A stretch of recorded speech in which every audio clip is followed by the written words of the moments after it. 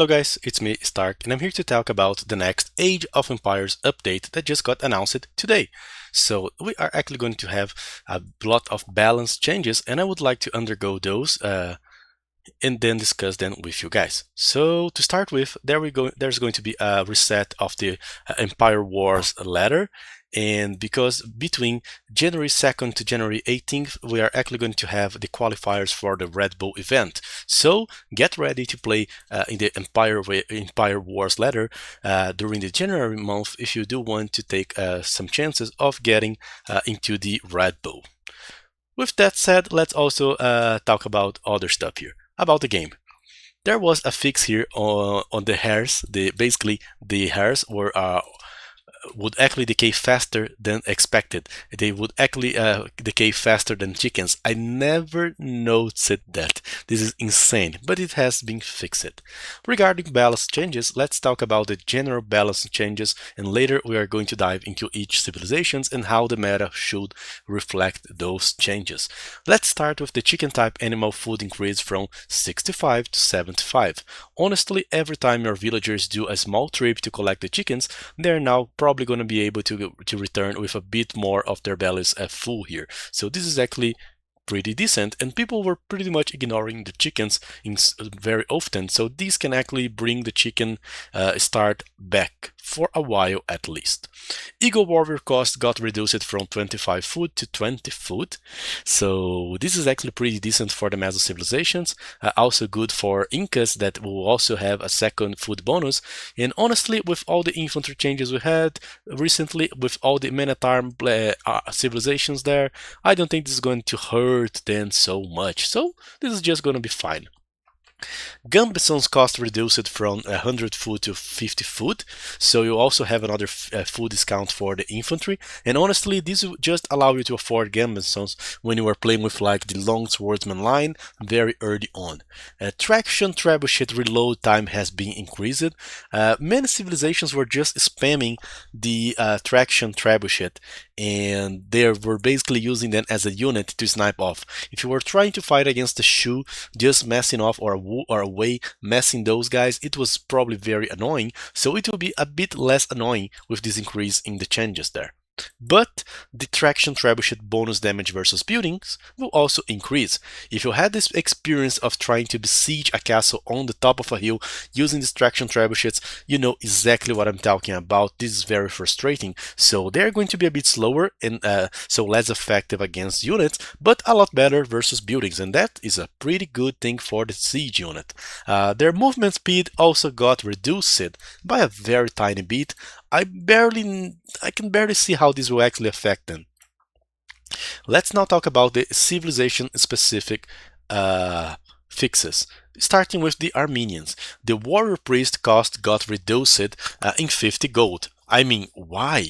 Armenians already have gold bonus, they already receive a free relic, and with the warrior priest they will always have a few relics within them. So why buffing this unit? Oh my god, okay, but they are getting buffed anyway. Let's see. Kriposts, the Bulgarians. The Kriposts can now train petards. That's interesting. You can now place a petard closer to your opponent and also accelerate the speed with you are going to take down his buildings or town centers. So defending from the Kriposts is actually going to be extra annoying right now. About the Burgundians, the Flemish militia movement speed increased from 0.9 to 0.94. I think that this was probably done to match the infantry pace or to at least make them capable of running from archers. Makes sense. Georgians, the Asnauri cavalry, the effect from mounted units take less population space from minus 15% to minus 20%. This is pretty decent. So let's go for an example there. If you are playing with the Georgians and you have 100 cavalry units, like say 50 Hussars and 50 Revikiv archers, once you upgrade that, it's only gonna occupy 80 slots of population, allowing you to have both a 100 unit cavalry army and 120 views on the field at the same time. So this is pretty decent, and Georgians are now the civilization with more population available for the later stages. Well, I think that they were already, perhaps depending on the game, Bengalis could actually have a few more on the field. And of course, the upgrade also got a small discount on the food. We would have rarely seen this being upgraded. Perhaps people will start upgrading that a bit more. And fortified churches now improve the nearby civilization bonus area, improved from 8 tiles to 9 tiles. So basically the range from the fortified churches, which I already consider to be pretty good, will actually increase a bit. Let's talk about the Jurchen. The Elite Iron Pagoda reload time got reduced from 2.28 to 2.15. So a small buff here to the Iron Pagoda. I rarely seen this unit being used. Seems it's strong, but well, a small help for it to be used is acceptable. And mounted units and fire lancers attack faster increases from 20 to 25%. Okay, so their cavalry are actually going to be extra annoying, especially the Step Lancer, and the Fire Lancer are already annoying because of their economy, so those fast castles with Fire Lancer and rocket carts are going to become even more popular. Wait for Phosphorus to spam in the civilization on the ladder. Let's then talk about the Kittens. Mounted Trebuchet, very word unit and hardly been used. Their lingering fire tile area increased from 0.65 to 0.7. Basically, they can just set a piece of the floor on fire. And their lingering fire duration increased from 8 seconds to 10 seconds. I have yet to see this unit making a difference in a game, guys.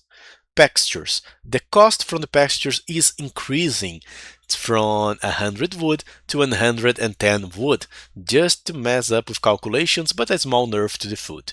The pasture animal food increased from 105 food to 115 food. Okay, that perhaps is even a buff to the pastures on the long run. But the construction time increased from 18 to 22 seconds. Okay, small changes on the pastures, let's see how this actually feels when we get to play them. Persians.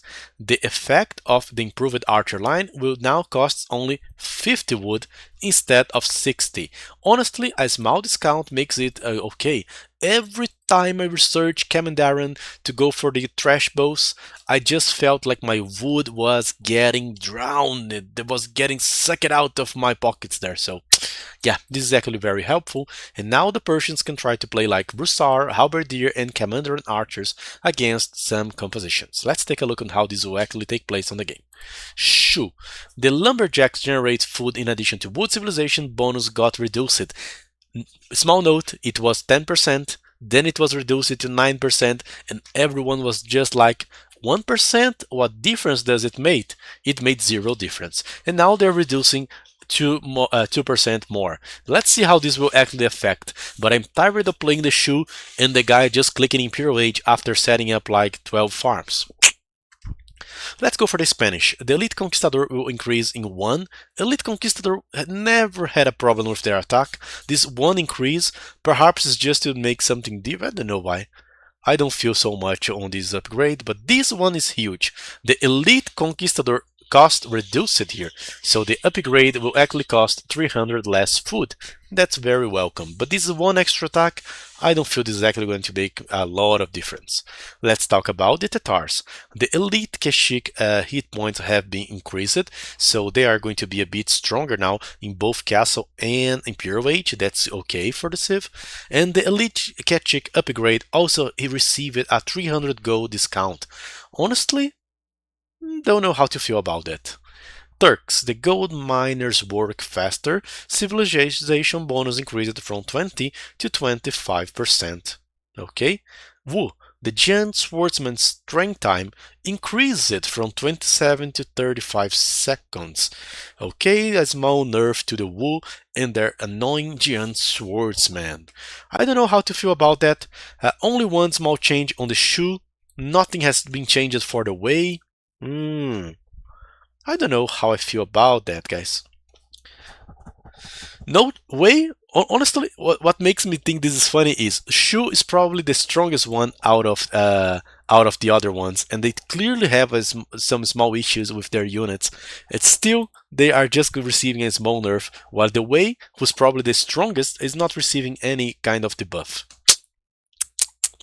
We also have new 9 maps. We're probably going to make a rolled video just to analyze those maps because at some point those maps can actually enter into the ranked ladder. So we have Crownwood, a land of hills where forests cling to the summits. The high grounds makes protecting your woodlands challenging.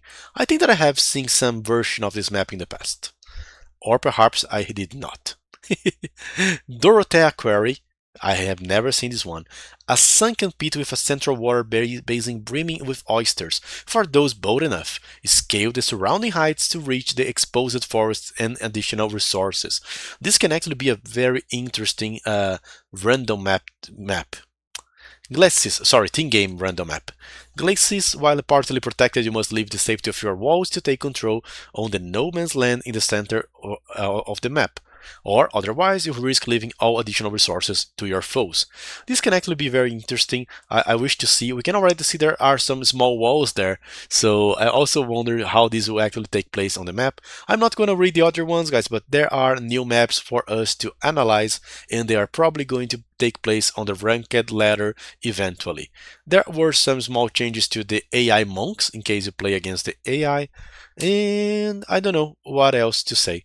So this was pretty much it. So I think that Meso Civilizations and Eagle Play will actually take place, and the Meso Civs, I don't see much things wrong with them. I consider them to be pretty valid, but this buff to the Eagles can actually make them survive a bit better during the Feudal Age. I don't quite agree with these changes here for the Armenians. I find it very weird. Some civilizations were basically forgotten. A small buff to Jurchens, and they are very unique civilization. Nothing for the Gurjaras. They received a buff on the last path. I don't know where they are basing those changes, but I'm quite curious on how this actually affect the meta. So far, the only thing that I know is that, well, just keep playing in the way you are, but if you are playing with Meso Civs, that's a very good thing here. And beware of the Mayan Eagles, they are now a lot stronger.